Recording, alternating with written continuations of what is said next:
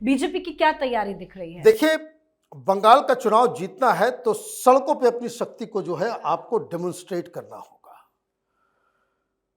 1 तारीख से 9 अलग अलग जगहों से परिवर्तन यात्रा निकाली जाएगी। सब में बड़े बड़े नाम भी होंगे। ये गांव गांव कस्बा कस्बा वो जाएगी। लेकिन इन खबरों के बीच एक और खबर आ जाई कि गृह मंत्रालय ने सेंसिटिव एरिया कह के 400 कंपनी सीआरपीएफ अभी से ही लगा दिया है। मतलब ये जो यात्रा होगी उसकी सुरक्षा वो सेंट्रल फोर्सेस के हाथ में होगी। तो एक बड़ी खबर है इस हिसाब से, क्योंकि जो बंगाल की जमीनी हकीकत को जानते हैं कि वो कहीं से बीजेपी का कुछ निकलेगा, मालूम चला कि कुछ खड़े हो गए, पत्थरबाजी कर दिया, बॉम्ब मार दिया, ये कर दिया, वो कर दिया।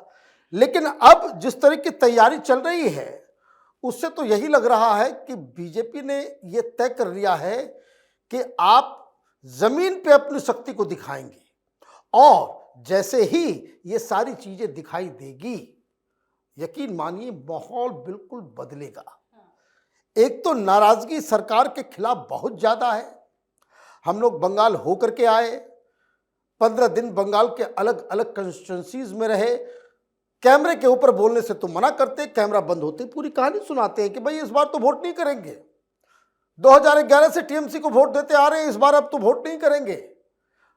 बट वो एक ही बात कहते हैं कि बशर्ते हमें वोट देने के लिए ये टीएमसी के गुंडे को कंट्रोल किया जाए। तो ये कंट्रोल अगर भारतीय जनता पार्टी एक तो अपने काडर को एम्पावर करना, साथ में सुरक्षा, और ऐसा लग रहा है कि देखिए सब बात करते हुए ऐसा लग रहा है कि कोई वहां पे बैटल ग्राउंड हो गया है, कोई जो है पानीपत की दूसरी लड़ाई लड़ने के लिए लोग उतरे हुए हैं, इस तरह का हिसाब किताब। लेकिन यह हकीकत है, शर्मनाक है लेकिन यह हकीकत है। और ऐसा लग रहा है कि भारतीय जनता पार्टी तरह तरह से ममता बनर्जी को घेरने में अब तक कामयाब है। लेकिन